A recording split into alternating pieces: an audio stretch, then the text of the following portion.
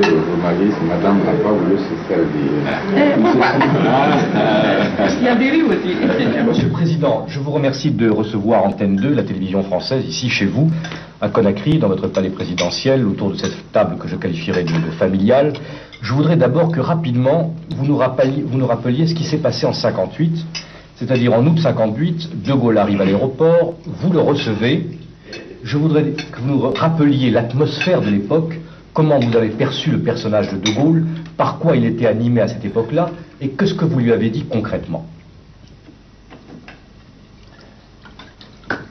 Le général de Gaulle est arrivé à Conakry, précisément le 25 août 1958. Mais je dois rappeler qu'avant son arrivée à Conakry, j'avais eu un contact direct avec le général de Gaulle. En effet, au mois de juillet 58, les groupes parlementaires africains, les directions des partis politiques africains avaient pris l'initiative d'organiser au Palais Chaillot une conférence commune à Paris, donc. À Paris, en vue d'étudier le texte constitutionnel. Et cette assemblée m'avait fait l'honneur en me désignant rapporteur auprès du général de Gaulle. J'avais donc indiqué au général de Gaulle la disponibilité de tous les peuples africains associés à la France à l'époque pour s'engager dans l'étape nouvelle et dans le cadre d'une communauté franco-africaine, mais à condition que dans le texte constitutionnel figure en bonne place le droit à l'indépendance. Alors donc, De Gaulle arrive le 28 août 58, vous l'accueillez à l'aéroport. Quels sont tout de suite vos rapports entre vous et De Gaulle? Je dois vous dire que le général de Gaulle n'était pas d'accord avec la conclusion de notre conférence. Et c'est pourquoi, en l'accueillant, je devais réaffirmer la position adoptée par l'ensemble des partis politiques africains. Alors vous lui dites quoi en l'accueillant? D'abord, nous l'avons reçu dans la plus grande dignité, par une mobilisation populaire totale, dans l'enthousiasme de l'aérogare jusqu'à ce palais. Je crois qu'il a été impressionné en tant qu'homme par l'accueil fraternel et confiant que les populations de Conakry lui avaient réservé. Après cet accueil, maintenant, il y a eu les échanges de vues au niveau de l'Assemblée territoriale d'alors. Et vous le sentiez un peu nerveux, tendu Non, il n'était pas nerveux jusque-là. C'est plutôt quand j'ai pris la parole que j'ai senti tout de suite un changement intervenir dans le visage. Mais il fallait être net. Le moment avait une valeur historique. Et ce qui devait être dit allait engager notre peuple.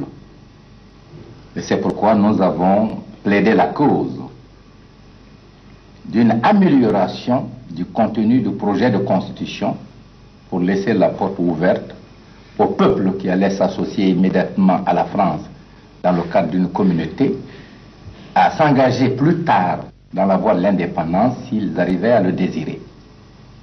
Ce n'était pas une indépendance immédiate, mais c'était un principe qui sauvegardait l'avenir de nos peuples. Et j'ai dit à l'avance que si la France ne tenait pas compte des exigences de l'évolution de nos peuples, la Guinée immédiatement se prononcerait pour l'indépendance. Et ce faisant, nous disons de façon publique que nous préférons la liberté dans la pauvreté à l'opulence dans l'esclavage. Quelle a été la réaction de De Gaulle à ce moment-là, une fois que vous avez prononcé cette phrase? La réaction n'a pas été positive. Je ne pense pas que le choix de l'indépendance ait choqué le général de Gaulle.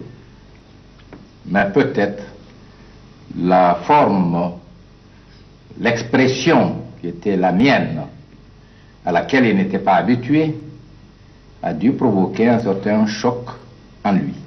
C'est-à-dire que vous étiez devenu, l'espace d'un instant, peut-être un autre De Gaulle. Bon. Et de toutes les manières, il a dit que l'indépendance est à prendre avec ses risques. Il nous a nettement signifié sa volonté de ne pas modifier le texte tel qu'il est présenté au suffrage. Il appartient donc à la Guinée de s'engager comme elle le désire, et le général de Gaulle souscrit que la France n'y ferait aucun obstacle. Monsieur le Président, une dernière question. Vous regrettez ce choix? Je ne le regrette pas, puisqu'il correspond fondamentalement à la nature de la politique que nous avons menée. Et je dois vous rappeler que mes deux grands-parents sont morts en exil. L'Almami Samori Touré est mort au Gabon et Bakary Touré est mort à Madagascar. Par mon éducation, je ne pouvais pas accepter la domination étrangère. Donc, j'étais pour l'indépendance et j'ai toujours lutté pour l'indépendance, tant sur le plan de la presse, sur le plan des syndicats, qu'au sein de mon parti politique. Je vous remercie, Monsieur le Président. Rendez-vous dans quelques instants. Merci. C'est pas le politique. Ça, c'est la dictature des journalistes.